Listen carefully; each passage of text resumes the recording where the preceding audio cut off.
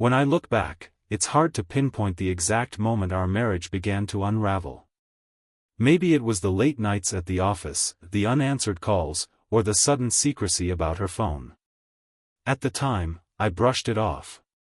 After all, didn't every relationship go through rough patches? But hindsight, as they say, is 20/20ths. Looking back now, the signs were glaring. It was a Friday night in Milwaukee, a quiet evening where the only sound in the house was the faint buzz of the television filling the silence between us. Claire, my wife of 9 years, sat on the couch scrolling through her phone while I half-watched a rerun of some police procedural. She'd been distant for weeks. Her laughter was forced, her touch fleeting, and her words often hollow. I told myself it was stress from her new position at Rivertech Consulting, where she worked as a project manager. Her boss, Ryan Caldwell, was notorious for his demanding deadlines and overbearing management style, or at least, that's what Claire always said. But something felt off. That night, when she laughed at a text, her face lit up in a way I hadn't seen in years. It wasn't the laughter that got to me, it was the way she tilted her phone away when I glanced over, the movement too quick, too deliberate. A small, subtle action, but enough to plant a gnawing doubt in my chest. "You working late again tomorrow?" I asked, trying to keep my voice casual. "Yeah," she said, not looking up, her fingers moving swiftly over her screen. "Ryan wants me to review the final presentation for the merger." Ryan. The name felt like a splinter lodged in my throat. But I didn't press her. Not yet. Instead, I waited until she went to bed. Claire had always been a deep sleeper, a trait I used to envy. That night, it became my advantage. Her phone lay charging on the nightstand, its screen dark. My heart pounded as I reached for it, unlocking it with the passcode I had long memorized. At first, I didn't know what I was looking for. But then, I saw it, a string of texts under the contact name Ryan C. The messages seemed harmless at first, work discussions about meetings and timelines. But as I scrolled further, the tone shifted. "Ryan C., can't stop thinking about you today." "Claire, me too. I wish I could be with you right now." My breath hitched in my throat. My hands trembled as I scrolled further, each message another blow to my chest. Photos came next, selfies taken in her car, smiling with a brightness I hadn't seen in years. There were also receipts for restaurants I'd never heard her mention, and a booking for a suite at the Glenwood Hotel downtown. It was undeniable. The woman I'd built a life with, the woman I thought I knew, was having an affair. I put the phone back where I'd found it and lay awake staring at the ceiling. The betrayal churned in my gut, a toxic mix of rage, disbelief, and pain. How could she do this? To me? To us? The next morning, Claire kissed me goodbye before heading to work. Her lips brushed my cheek in the same perfunctory way they had for months, like nothing had changed. But everything had changed. The woman I thought I knew had shattered my trust, and the man I was before last night was gone. I wasn't ready to confront her, not yet. I needed proof, something she couldn't twist or deny. I needed time to process what I'd uncovered and decide my next move. As the door clicked shut behind her, I sat at the kitchen table, staring at the cold coffee in front of me. My laptop sat open, the screen glowing as I typed search terms I never thought I'd use: hidden cameras, GPS trackers, how to confirm infidelity. By the end of the day, I'd placed several orders and downloaded software that could clone her phone. I told myself I wasn't overreacting, that this wasn't paranoia. It was preparation. That night, I lay beside her in bed, her soft breathing filling the dark room. My mind raced, replaying the texts and photos I'd seen, each one more damning than the last. But something else gnawed at me, a memory I'd buried until now. A month earlier, Claire had come home wearing a new bracelet. When I asked about it, she smiled, brushing the question off as if it were nothing. "Just something I picked up downtown," she'd said. I hadn't thought much of it at the time, but now, that bracelet felt like a glaring red flag. I remembered the glint in her eye, the way her hand lingered on her wrist as she spoke. And I remembered something else, a faint scent of cologne that wasn't mine. The pieces were starting to fit together, and the picture they formed was ugly. The next day, while she was at work, I installed a small camera in the living room and placed a GPS tracker under her car. My hands shook as I worked, not from fear of being caught, but from the cold, seething anger that burned beneath my calm exterior. This wasn't about saving my marriage anymore. This was about finding the truth and holding her accountable for the lies she'd told and the life she'd thrown away. The first piece of evidence came quicker than I expected. On Tuesday afternoon, I checked the tracker and saw that her car was parked at the Glenwood Hotel. She hadn't mentioned any meetings there, which only confirmed my suspicions. Driving to the hotel, I felt a storm brewing inside me, a mix of dread, fury, and bitter anticipation. By the time I arrived, my hands were gripping the steering wheel so tightly my knuckles were white. Through the glass doors of the lobby, I saw them. Claire and Ryan. They were standing near the elevator, laughing as if they didn't have a care in the world. When he reached out to brush a strand of hair from her face, she didn't pull away. She leaned into him. I stayed in my car, watching from a distance. Confronting them now wouldn't accomplish anything. I needed more. That night, as I reviewed the footage from the living room camera, my suspicions were confirmed. Ryan had been in my house while I was at work, sitting on my couch with Claire beside him. They talked in low voices, their laughter breaking the silence. At one point, he kissed her, and she didn't hesitate to kiss him back. "You think he has any idea?" Ryan asked, leaning back with a smug grin. Claire shook her head. "Not a chance. He's too caught up in his own routine to notice anything." Their words hit me like a punch to the gut. They thought I was oblivious. Predictable. But they were wrong.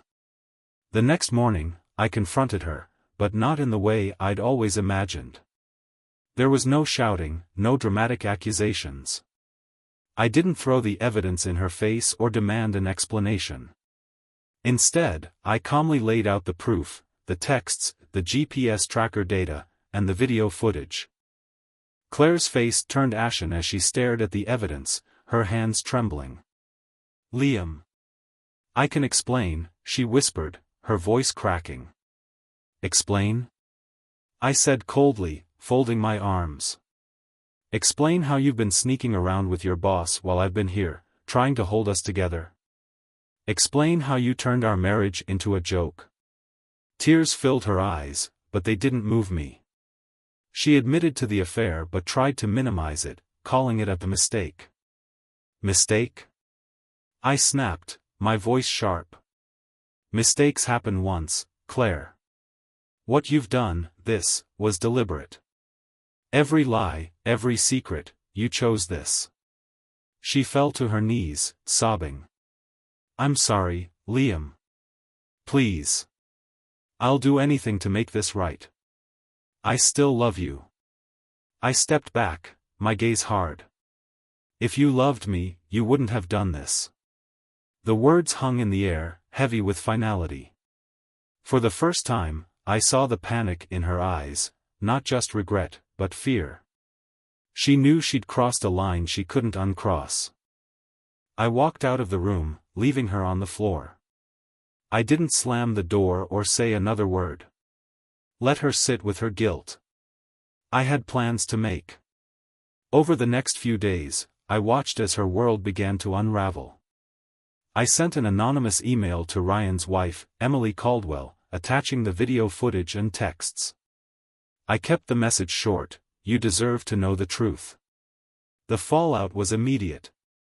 Emily filed for divorce within days, taking their 2 children with her. Ryan's reputation at Rivertech Consulting crumbled as rumors of the affair spread through the office. Soon, his unethical management style and financial improprieties came to light, forcing the company to suspend him pending an investigation. Claire wasn't spared, either. The scandal made its way to her social circles, and friends who once adored her began to distance themselves. Her family was appalled, their disapproval palpable in every strained phone call. She tried to keep up appearances, but the cracks in her facade were obvious. Despite the chaos, I felt no satisfaction, only a grim sense of purpose. Ryan and Claire had made their choices, and now they were facing the consequences. But I wasn't done yet. I wanted them to feel the full weight of their betrayal, inch by painful inch. The first step in my final plan was to dig deeper into Ryan's life. People like him didn't rise to power without cutting corners. It didn't take long to find the skeletons in his closet. Late nights combing through public records and corporate filings revealed offshore accounts and irregular financial transactions. Ryan Caldwell wasn't just an unfaithful husband, he was a thief. Armed with this knowledge, I reached out to the board at Rivertech Consulting using an anonymous email. I attached meticulously crafted evidence of Ryan's embezzlement and included a timeline of his shady dealings. The response was swift. Ryan was terminated from his position, and the company filed a lawsuit against him for fraud. While Ryan's life crumbled, I turned my attention back to Claire. She was no longer working, resigning under the weight of the scandal, and spent most of her days locked in our bedroom, crying or staring blankly at her phone. I should have felt pity for her, but all I felt was emptiness. I decided to escalate things further. Every day, I left subtle reminders of her betrayal, a copy of the hotel receipt left on the kitchen counter, a photo of her and Ryan tucked under her pillow. One night, I sprayed the faintest trace of Ryan's cologne on her favorite scarf and watched as she recoiled when she noticed it. "You can't keep punishing me like this," she said one evening, her voice trembling. "I know I made a mistake, but you're tearing me apart." I smirked. "I'm not tearing you apart, Claire. You did that all on your own." Her tears didn't faze me. Instead, they fueled the cold satisfaction that had taken root in me. While she spiraled, I began quietly moving our shared assets into accounts under my name. I closed joint credit cards, drained our savings, and even refinanced the house without her knowledge. By the time she realized what was happening, it would be too late. She wouldn't just lose me, she'd lose everything. But my crowning move was yet to come. I wanted to destroy Ryan and Claire completely, and I knew the perfect way to do it. I sent both of them an anonymous text, carefully crafted to look like it came from someone with inside knowledge. "You think this is over? Meet me at the abandoned riverfront mill, 9 p.m. Come alone if you want to know the truth." The trap was set. That night, I parked my car a safe distance away from the mill and waited. The location was perfect, dark, isolated, and far from prying eyes. Claire arrived first, her face pale and drawn. Moments later, Ryan pulled up in his sleek black sedan. I watched through binoculars as they argued in the cold night air. Their voices carried faintly on the wind, a mix of anger and desperation. "You brought me here to set me up," Ryan shouted. Claire shook her head frantically. "I didn't send that message. I thought it was you." Their argument escalated, the tension between them palpable even from where I sat. And then it happened. Ryan grabbed Claire by the wrist, pulling her close as his voice rose in anger. She pushed him away, shouting something I couldn't hear. The moment was chaotic, but it was exactly what I had hoped for. Ryan's grip on Claire loosened as she stumbled back, her voice trembling. "You don't scare me, Ryan," she said, her fear betrayed by the way her hands shook. Ryan sneered. "You've ruined my life, Claire. Do you even understand that? My wife left me, my job is gone, and now I've got lawyers crawling all over me. And it's all because of you." Claire's face twisted in disbelief. "Because of me? You're the one who pushed me into this. You promised me everything would be fine. Their shouting grew louder, echoing through the empty mill yard. From my vantage point, I saw Ryan take a threatening step toward her. Claire instinctively backed away, her hands raised in a futile attempt to ward him off. Then, it happened. Ryan lashed out, not with a fist, but with words that cut deeper than any blow. "You're pathetic," he spat. "You think anyone will believe your side of this? You were just a fling, Claire. A distraction. And now, you're nothing." I saw the shift in her posture, fear giving way to anger. Claire's hands balled into fists, and she took a step closer to Ryan. "You're a monster," she said, her voice low and venomous. "You lied to me. You used me. And now you're trying to blame me for your mess. No. This ends here." Ryan laughed bitterly, but the sound was cut short as Claire shoved him with all her strength.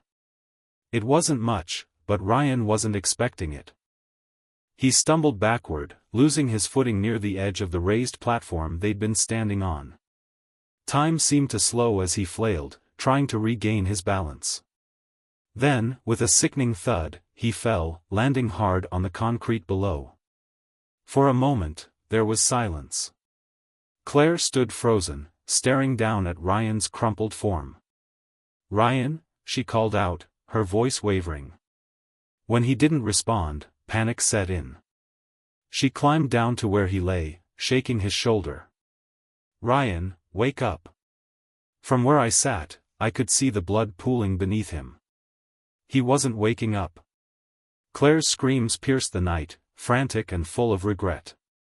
She grabbed her phone, fumbling as she dialed 911. I slipped away before the authorities arrived. My work here was done. The next morning, the news broke: corporate scandal ends in tragedy. The headline was splashed across every major outlet in Milwaukee.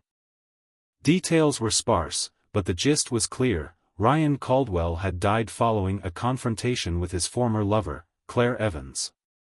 The police ruled it a homicide, and Claire was arrested on suspicion of manslaughter. She maintained her innocence, claiming it was an accident, but the knife they found in her bag complicated her story. The media painted her as an unhinged woman driven to violence by her affair, and public opinion quickly turned against her. At home, I watched the coverage unfold, sipping my coffee. The pieces had fallen into place perfectly, just as I'd planned. Claire had no idea that I'd planted the knife in her bag weeks earlier, or that the text messages luring them to the mill had come from me. The surveillance cameras I'd set up captured just enough of their argument to paint her as the aggressor. By the time the trial began, Claire's reputation was in shambles. Former friends and colleagues testified against her, recounting stories of her erratic behavior. Her own family distanced themselves, unwilling to support her in the face of overwhelming evidence. She was found guilty and sentenced to 15 years in prison. With Claire convicted and Ryan gone, I finally had what I'd been working toward: closure. At least, that's what I told myself. I packed my belongings and left Milwaukee, moving to a small coastal town in Oregon called Astoria. It was the kind of place where no one asked questions, and the sound of the waves drowned out the noise of the past. Under a new name, I rented a modest house near the shore and took a job at the local marina, fixing boats for fishermen and tourists. It was quiet, simple work, exactly what I needed. But peace is a double-edged sword. Some nights, I'd sit on the porch with a glass of whiskey, staring out at the dark ocean, and the memories would creep in. Claire's screams as the police led her away. Ryan's lifeless body on the concrete. The look on Claire's face when she realized everything she'd lost. I told myself they deserved it, that they'd betrayed me, humiliated me. But the weight of what I'd done lingered, like an anchor pulling me down. Months passed, and I settled into a routine. The locals didn't pry, and I didn't offer much about myself. My offshore account ensured I'd never have to worry about money, though I lived modestly to avoid drawing attention. Then, one evening, something unexpected happened. As I was closing up the marina, a sleek black sedan pulled into the lot. A man stepped out, sharply dressed in a tailored suit that screamed, out of place, in this quiet town. He had a confident stride and a piercing gaze that made the hairs on the back of my neck stand up. "Liam Carter," he said, his voice calm but unmistakably assertive. My stomach tightened. That name hadn't been spoken in over a year. "You've got the wrong guy," I replied, keeping my tone steady. He smirked, pulling an envelope from his jacket pocket. "You've done a good job disappearing. I'll give you that. But no one vanishes completely." He handed me the envelope and walked back to his car without another word. I waited until he was gone before opening it. Inside was a photograph, Claire, sitting in a prison visitation room, staring directly at the camera. Her face was thinner, her eyes dull, but there was a smirk tugging at the corners of her mouth. Beneath the photo was a handwritten note, "I know what you did. And so does she." The words hit me like a punch to the gut. Someone knew. Someone had pieced together the truth. For the first time since this began, I felt a flicker of fear. That night, I sat on my porch, the photograph crumpled in my hand. The smirk on Claire's face haunted me. She'd always been clever, too clever for her own good. But was it really her? Or was someone else pulling the strings? I didn't pack my bags. I didn't run. Instead, I stared out at the waves, the rhythmic crash of the surf offering a strange comfort. If they thought they could come for me, they were mistaken. I'd planned everything down to the last detail. And if this was a new game, I was ready to play. The ocean roared in the distance, its endless rhythm a reminder that life goes on, no matter how deep the scars.